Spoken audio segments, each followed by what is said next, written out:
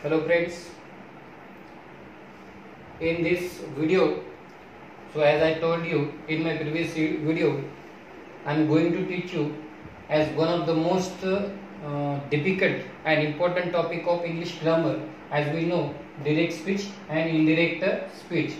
So in order to understand this direct and indirect speech betterly, so we completely know the basic concept of this topic. So what is direct and indirect speech? So what are the different changes where we change the sentence into direct speech into indirect speech? So what are the changes?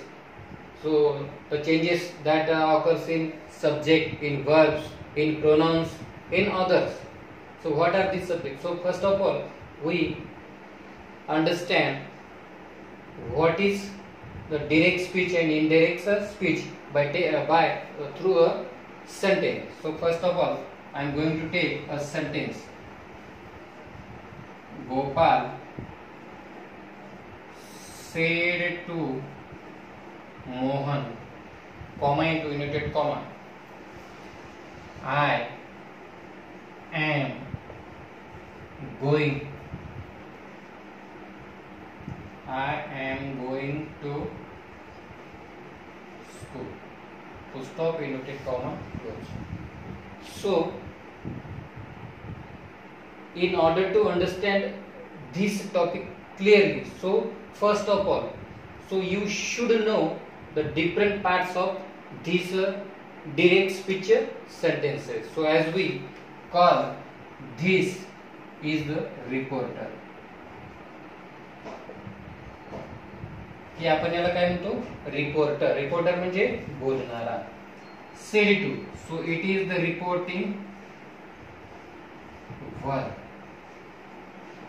Sed to is the reporting verb and this is the listener. म्हणजे बोलणारा reporter हे reporting verb आणि बोलणारा ज्याच्यासोबत बोलतोय त्याला म्हणतो आपण लिसनर.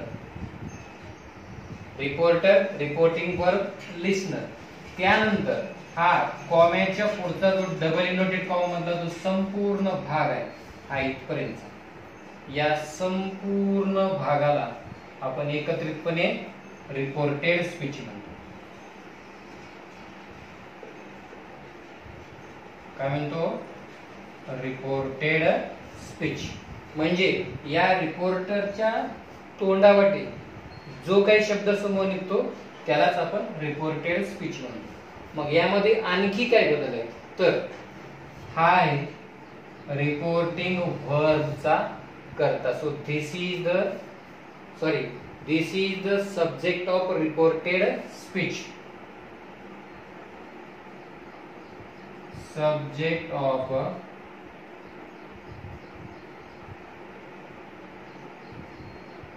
Reported speech. रिपोर्टेड स्पीचचा करता. So this is the verb. This is the verb of reported speech. And going to school. So this is, we can take as a verb both of them, and this is the other part of the reported speech. Or as we किंवा आपण वाक्यातला reported स्पीचचा वाक्याचा इतर भाग असं देखील म्हणू शकतो.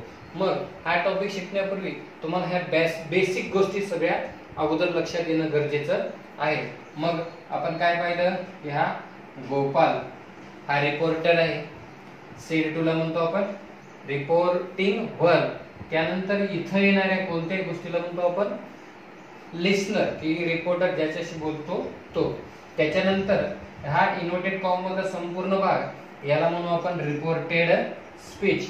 त्यानंतर I is the subject of reported speech and I am going is the verb of reported speech and to school is other part of the reported speech. अशा प्रकारे डायरेक्ट आणि इनडायरेक्ट, प्रत्यक्ष आणि अप्रत्यक्ष कथन शिकताना ह्या बेसिक गोष्टी तुमच्या अगदी काळजीपूर्वक लक्षात येणे गरजेचं आहे. याशिवाय तुम्हाला पुढचा टॉपिक काही चांगल्या प्रकारे समजणार नाही. तर हे झाले. मग हा टॉपिक शिकताना आपल्याला तो खूप टप्प्यामध्ये शिकवायचा आहे. म्हणजे काय तर हा खूप इंग्रजीमधला हा खूपच व्हास्ट अतिशय विस्तृत असा टॉपिक आहे की ज्याच्यासाठी आपल्याला खूप वेळ द्यावा लागणार आहे. त्यामुळं हा टॉपिक समजण्यासाठी तुम्हाला माझ्या व्हिडिओची एक मालिका पाहावी लागणार आहे आणि ती पण पूर्णपणे पाहावी लागणार आहे. मध्येच जर तुम्ही अर्धवट पाहून जर व्हिडिओ सोडून दिला तर तुम्हाला ही कन्सेप्ट अजिबात समजली जाणार नाही. त्याच्यामुळं टप्प्याटप्प्यामध्ये हा आपल्याला टॉपिक शिकवायचा आहे. आणि मग पहिला टप्पा कोणता असेल तर indirect speech of statements. So the second is indirect speech of interrogative sentences. The third is indirect speech of exclamative sentences. The fourth is indirect speech of imperative sentences and late sentences. म्हणजे असा टप्प्याटप्प्याने आपल्याला हा भाग शिकवायचा आहे. म्हणजे पहिल्यांदा विधानार्थी वाक्यांचा आपण प्रत्यक्ष कथनामध्ये रूपांतर करायचं, त्याच्यानंतर प्रश्नार्थी वाक्य असतील, त्याच्यानंतर उद्गारार्थी वाक्य असतील आणि त्याच्यानंतर आज्ञार्थी वाक्य असतील किंवा लेटने सुरुवात होणारे वाक्य असतील. अशा वेगवेगळ्या 4 ते 5 टप्प्यामध्ये आपल्याला हा भाग शिकवायचा आहे. मग हा भाग शिकवण्या जाण्यापूर्वी काही बदल तुम्हाला तुमच्या लक्षात असणं गरजेचं आहे की सब्जेक्ट मध्ये म्हणजे कर्त्यामध्ये होणारे बदल तर मी तुम्हाला वाक्याचे उदाहरण घेऊन सांगणारच आहे प्रत्येक वेळी. आणि त्यानंतर जे व्हर्ब मध्ये जे काही महत्वाचे असे बदल होतात मग ते बदल कोणकोणते आहेत तर पहिल्यांदा एक गोष्ट लक्षात ठेवायची की जेव्हा आपण विधानार्थी वाक्यांचं इनडायरेक्ट स्पीच करतो, प्रत्यक्ष कथन करतो, तेव्हा आपल्याला एक गोष्ट लक्षात राहिली पाहिजे की या विधान स्टेटमेंट्स मध्ये if the sentence of reported speech become a universal truth. What? A universal truth. It may be a mathematical truth, a scientific truth, or any other. So we never change the verb form of reported speech if the sentence expresses any universal truth. म्हणजे काय तर विधानार्थी वाक्यामध्ये indirect speech करत असताना जर reported स्पीचचे वाक्य जर एखादं युनिव्हर्सल ट्रूथ असेल, त्रिकाला बाधित सत्य असेल, मग ते गणिती सत्य असतील, वैज्ञानिक सत्य असतील किंवा आणखी कोणतं सत्य असतील, भौगोलिक सत्य असतील, तर त्यांचा अशा प्रकारचे जर रिपोर्टेड स्पीचचे वाक्य म्हणजे एखादं दाखवत असेल तर आपल्याला त्या रिपोर्टेड स्पीच मधल्या क्रियापदाचा काळ अजिबात बदलता येणार नाही. फक्त त्या रिपोर्टेड स्पीचच्या कर्त्याचं रूप हे त्याचं वचन हे आपल्याला बदलावं लागणार आहे रिपोर्टर नुसार. मात्र जर रिपोर्टेड स्पीचचे मी आता सांगितल्याप्रमाणे जर त्याच्यामध्ये जर एखाद्या फिलिंग भावना असतील तर मात्र आपल्याला फक्त क्रियापदाचे बदल अजिबात करता येणार नाही. आणखी काय तर जर रिपोर्टेड स्पीच रिपोर्टिंग वर्ब तुमच्या वाक्यातलं जर रिपोर्टिंग वर्ब जर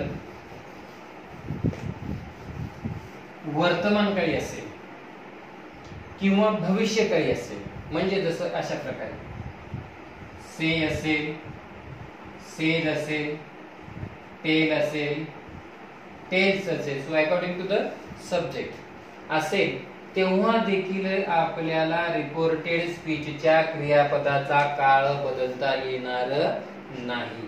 ही गोष्ट तुमच्या लक्षात राहिली पाहिजे. ही सर्वात महत्वाची गोष्ट आहे आणि जवळपास विद्यार्थी ह्याच ठिकाणी चुका करतात. म्हणजे काय जर तुमच्या वाक्यातले रिपोर्टिंग वर्ब जर वर्तमान काळी असेल किंवा भविष्यकाळी असेल, जसं shall say, will say, shall tell वगैरे अशा प्रकारचे जर असतील, म्हणजे एकतर तुमचं जे रिपोर्टिंग वर्ब आहे ते एकतर वर्तमानकाळी असेल किंवा ते भविष्यकाळी असेल, तर मात्र तुम्हाला एकच खबरदारी घ्यायची आहे की त्या वाक्यातल्या रिपोर्टेड स्पीचच्या क्रियापदाचा काळ बदलायचा नाही. फक्त त्या क्रियापदाचं वचन कर्त्यानुसार आपल्याला बदलावं लागणार आहे. ह्या काही गोष्टी. आणि आणखी एक महत्वाची गोष्ट म्हणजे जर तुमचं रिपोर्टेड स्पीचचे वाक्य एखादं प्रोव्हर्ब असेल, एखादी प्रोव्हर्ब असेल, म्हण असेल, तरी देखील आपल्याला तिचा काळ बदलता येत नाही. आता हे पुढे मी तुम्हाला वाक्यामध्ये घेऊन सांगणारच आहे, तरी पण ह्या बेसिक गोष्टी सुरुवातीला तुमच्या लक्षात राहणं गरजेचं आहे. आणि मग आता क्रियापदात होणारे बदल मी तुम्हाला थोडक्यामध्ये सांगतो. मग क्रियापदामध्ये बदल काय होतात, जसं डायरेक्ट स्पीच मध्ये जर V1 असेल म्हणजे क्रियापदाचं पहिलं रूप असेल, तर इनडायरेक्ट स्पीच मध्ये त्याचं आपण V2 करतो, दुसरं रूप करतो. जर डायरेक्ट स्पीच मध्ये V2 असेल म्हणजे दुसरं रूप असेल, तर त्याचं हॅड प्लस V3 करतो. म्हणजेच बघा, जसं जर डायरेक्ट स्पीच मध्ये सिंपल प्रेझेंट असेल, तर इनडायरेक्ट स्पीच मध्ये त्याचा सिंपल पास्ट होणार आहे. आणि जर डायरेक्ट स्पीच मध्ये सिंपल पास्ट असेल, तर इनडायरेक्ट स्पीच मध्ये पास्ट परफेक्ट होणार आहे, म्हणजे हॅड प्लस V3 करणार आहोत आपण. मग त्याच्यानंतर डायरेक्ट स्पीच मध्ये जर हॅज किंवा हॅव असेल, तर इनडायरेक्ट मध्ये आपल्याला हॅड करावं लागणार आहे. आणि जर डायरेक्ट स्पीच मध्ये डू नॉट किंवा डज नॉट असेल, so it will change into did not. आणि डायरेक्ट स्पीच मध्ये डिड नॉट असेल, तर तिकडे हॅड नॉट, म्हणजे डिड नॉट म्हटलं की सिंपल पास्ट, आणि सिंपल पास्टचा बदल काय होणार आहे, पास्ट परफेक्ट होणार आहे, म्हणजे हॅड नॉट होणार आहे. मग एम इज आर असेल, तिकडे एम इज आरचं वॉज वेअर होणार आहे. इकडे वॉज वेअर असेल डायरेक्ट स्पीच मध्ये, तर तिकडे वॉज वेअर पण घेऊ शकता तुम्ही किंवा हॅड बीन घेऊ शकता. त्याच्यानंतर विलचं वुड होणार आहे, शॅलचं शुड किंवा would. So according to the sentence, त्या वाक्यावर डिपेंड आहे की शॅलचं शुड होणार आहे का. शॅलचं शुड केव्हा होईल, जर दिलेल्या वाक्यामध्ये जर एखादी शॅलचं शुड हे असेल, समजा ड्युटी नैतिक कर्तव्य दाखवले असेल, तरच आपल्याला शॅलचं शुड करावं लागणार आहे. Otherwise shall will change into would if shall indicates only the future action. जर शॅल फक्त आणि फक्त भविष्य काळातील घटना दर्शवित असेल, तर शॅलचा बदल आपल्याला फक्त वुडच करावा लागणार आहे. मग शॅल, शुड किंवा वुड, विलचं would, may, must, might, need to, dare to, अशा प्रकारे हे काही क्रियापदाचे बदल तुम्हाला लक्षात ठेवावे लागणार आहेत. आणि त्यानंतर जे काही इतर बदल आहेत, ते बदल तुम्हाला मी वेळोवेळी तिथे सांगणारच आहे. किंवा तुमच्याकडे एखादं जर व्याकरणाचं पुस्तक असेल, तर त्यावर देखील तुम्ही ते बदल पाहू शकता. मग आता पहिल्यांदा आपण काय करू, इनडायरेक्ट स्पीच ऑफ स्टेटमेंट्स और असर्टिव्ह सेंटेन्सेस, की विधानार्थी वाक्यांचं इनडायरेक्ट स्पीच कशा प्रकारे होते ते पाहूया.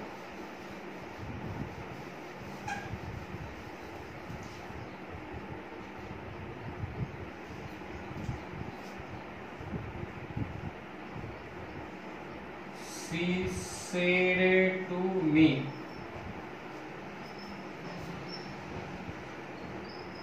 I am going to my village on tomorrow. तर रिपोर्टर, रिपोर्टिंग वर्ब, लिस्नर या अगोदर सांगितल्याप्रमाणे, आणि हा संपूर्ण भाग रिपोर्टेड स्पीच. मग आता याला आपण सरळ काय करूया, इनडायरेक्ट स्पीच मध्ये करू. पहिला बदल, हा जो रिपोर्टर आहे तो नेहमी जशास तसा राहतो. आणि इनडायरेक्ट स्पीच करताना, स्टेटमेंटचं इनडायरेक्ट स्पीच करताना आपण सेड टू चं काय करतो, टोल्ड घेतो. सेडचं सेडच घेतो, सेड टूचं टोल्ड घेतो, किंवा टोल्ड असेल तर टोल्डच घेतो. तर सी टोल्ड, लिस्नर देखील जशास तसा. त्यानंतर हे दोन्ही इनोटेड कॉमाज निघून जातात आणि विधानार्थी वाक्यामध्ये आपण कंजक्शन म्हणून दॅटचा वापर करतो. कोणत्या, कंजक्शन म्हणून दॅटचा वापर करतो. आता हे झाले अलीकडचे बदल. आता राहिलेले तर आपले ह्या रिपोर्टेड स्पीचचे बदल. मग काय झालं, सुरुवातीला रिपोर्टर जशास तसा, सेड टू टोल्ड झालं, आणि लिस्नर जशास तसा. ह्या इनोटेड कॉमाच्या ठिकाणी कंजक्शन म्हणून आपण दॅटचा वापर केला. आणि आता पुढचे बदल, जसं पहिला बदल आहे subject of the reported speech. मग याचा बदल काय होणार आहे की जर तुमच्या रिपोर्टेड स्पीचच्या वाक्याचा करता आय किंवा वी असेल तर तो या सब्जेक्ट नुसार बदलतो, या रिपोर्टर नुसार बदलतो. तो यू असेल तर तो लिस्नर नुसार बदलतो. काय म्हणतोय मी की जर रिपोर्टेड स्पीचच्या वाक्याचा करता आय असेल किंवा वी असेल तर तो रिपोर्टर नुसार बदलतो. या ठिकाणी जर यू असेल तर तो या लिस्नर नुसार बदलतो. आणि या आय वी किंवा यू याशिवाय तो कोणताही इतर असेल तर मात्र तो अगदी जशास तसा राहतो. मग आपण आयचा बदल या रिपोर्टर नुसार करूया. आता आय म्हणणारा हो, हा जो आय हा करताय तो रिपोर्टर कोण आहे? हो, सी आहे, म्हणजे ती एक महिला आहे. मग आपल्याला त्यासाठी काय करावं लागणार आहे? सीच घ्यावं लागणार आहे. इथे जर पुरुष असतं आय म्हणणारा तर ही घेतलं असतं. एखादी प्राणी वनस्पती किंवा एखादी निर्जीव गोष्ट असती तर त्यासाठी आपण इट घेतलं असतं. बरोबर आहे का नाही? मग she told me that she, आणि अगोदर सांगितलं आपण अॅमिजारचा बदल काय होणार आहे? हो, वॉज किंवा वेअर. मग कर्त्यानुसार ते सी वॉज. आता बाकीचा तर भाग काय आपण एक तर, आणि या ठिकाणी एक गोष्ट लक्षात ठेवायची आपल्याला की एक तर मेन वर्ब हेल्पिंग वर्ब नसेल तरच आपण मेन वर्बचा बदल करतो. आता या ठिकाणी हे हेल्पिंग वर्ब आहे आणि एम चा आपण वॉज वेअर ऑलरेडी केलेलं आहे, त्याच्यामुळे गोचं बेंट वगैरे करण्याच्या भानगडीमध्ये तुम्ही पडू नका. सी वॉज गोइंग टू माय. आता हे बदल तुम्हाला लक्षात ठेवायला लागेल. माय ती म्हणते माझ्या, मग आपल्याला काय म्हणावं लागेल? तिच्या. Going to her village on tomorrow. So tomorrow will change into the next day. तर अशा प्रकारे she told me that she was going to her village on the next day. हे बदल तुम्हाला चांगल्या प्रकारे. आता हे सर्व बदल या ठिकाणी लिहून दिले तरी आपल्याला शक्य नाही, त्याच्यामुळे तुमच्याकडे व्याकरणाची पुस्तक असतील तर ती घ्या तुम्ही, पण ते बदल अशा प्रकारे सांगितल्याशिवाय तुम्हाला सहजासहजी समजणार नाही. आणखी एक वाक्य घेऊन हा भाग आपण समजावून घेऊ.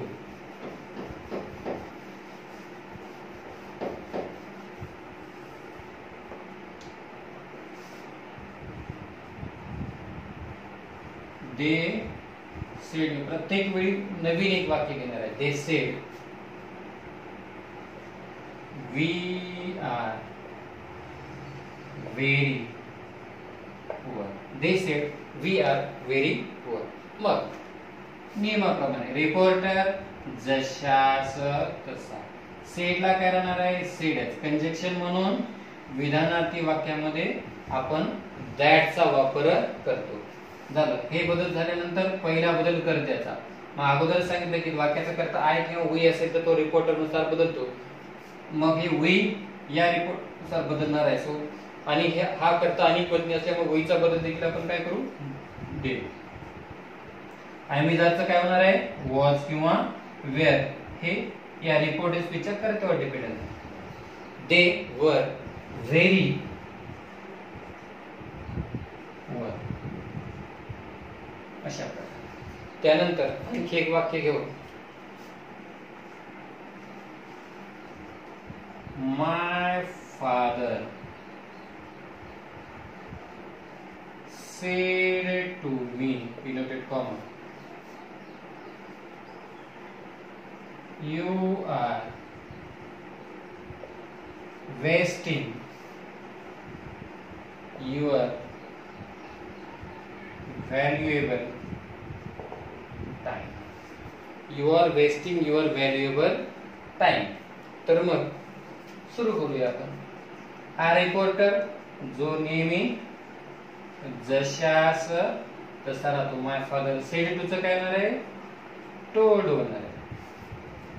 लिस्नर जशा तसा. या इन्व्हर्टेड कॉमाच्या ठिकाणी विधानार्थी वाक्यामध्ये आपण दॅट नावाचं कंजक्शन घेतो. माय फादर टोल्ड मी दॅट. हा, आता सर्वात महत्वाचा बदल. आपल्या पहिल्या दोन्ही वाक्याच्या रिपोर्टेड स्पीचचे करते आय आणि वी होते, आणि आय आणि वी असेल तर ते रिपोर्टनुसार बदलते.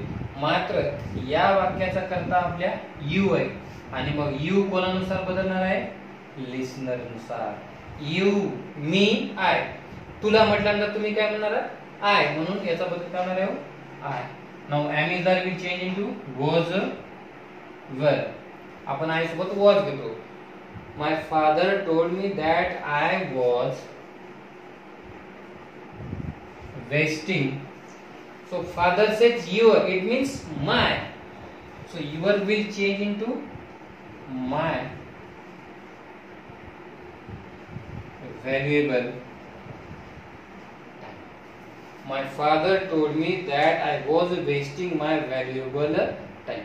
तर या वाक्यामध्ये आपल्याला नवीन काय पाहायला शिकलं की वाक्याचा करता यू होता म्हणून तो कोणानुसार बदलला, या लिसनर नुसार बदलला, किंवा आय किंवा वी असेल तर तो काय होईल, रिपोर्टर नुसार बदलेल. आणि याशिवाय जरी आय वी किंवा यू याशिवाय इतर कोणताही असेल तर मात्र तो अगदी जशाच तसा राहणार आहे.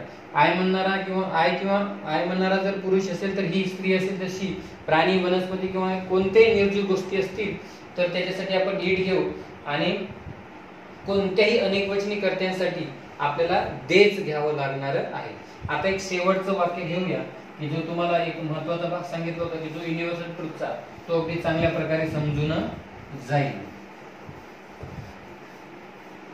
हा व्हिडिओ तुम्हाला कसा वाटला ते मला नक्की कॉमेंटद्वारे कळवायला विसरू नका. या टॉपिक मधलं आपण शेवटचं एक वाक्य घेऊया. द टीचर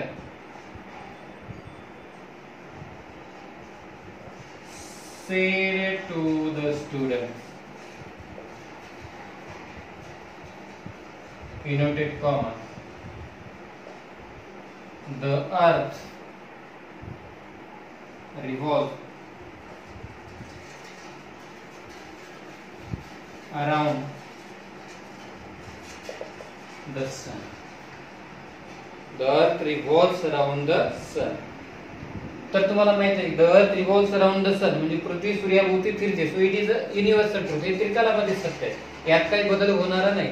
मग अशा गोष्टी आहेत की ज्या तिन्ही काळामध्ये सत्यच होते. आजही त्या, कालही त्या करणार आहेत किंवा उद्याही त्या करणार, कालही त्याच होत्या उद्याही त्या करणार आहेत. मग अशा गोष्टींचा काळ आपल्याला अजिबात बदलायचा नाही. मग आपण त्याला करूया इंडिरेक्ट स्पीच मध्ये.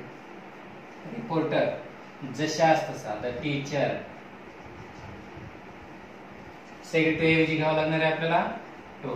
बाकी सगळे बदल होणार आहेत. फक्त या युनिव्हर्सल ट्रूथ मध्ये आपल्याला क्रियापदाचे बदल मात्र करता येणार नाही. आणि जर आपण केले तर वाक्याचा अनर्थ होतो. The teacher told the students, listener जशास तसा.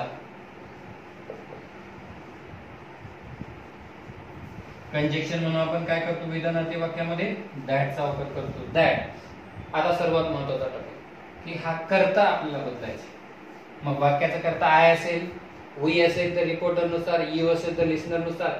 मग त्याशिवाय दुसरा कोणताही असेल तर तो जशास तसा. म्हणजे द अर्थ जशास तसा. मग हे आहे याचं वर्ब. जर आपण याचा जर verb, if we change this verb into past tense form, so what will happen? You know, the earth revolved around the sun. की पृथ्वी सूर्याभोवती फिरत होती. आज उलट झालेलं आहे. आज सूर्य पृथ्वीभोवती फिरत आहे. असं होणार आहे का? निश्चितच अशा प्रकारचं काही एक घडणार नाहीये. म्हणून आपल्याला इथल्या क्रियापदाचा बदल करता येणार नाही.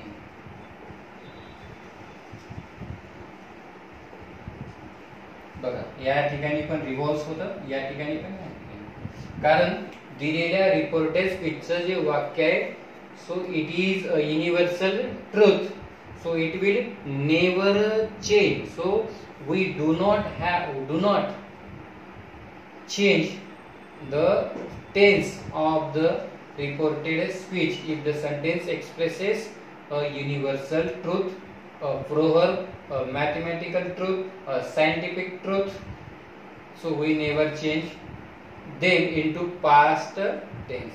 की अशा प्रकारे हे विधानार्थी वाक्यांचं इनडायरेक्ट स्पीच कशा प्रकारे करतात ते आपण पाहिलेलं आहे. तुम्ही आणखी उदाहरणं घ्या, याचा सराव करा. त्याच्यानंतर माझ्या पुढच्या व्हिडिओमध्ये आपण काय करणार आहोत तर indirect speech of interrogative sentences हा महत्त्वपूर्ण असा भाग शिकणार आहोत. तोपर्यंत धन्यवाद.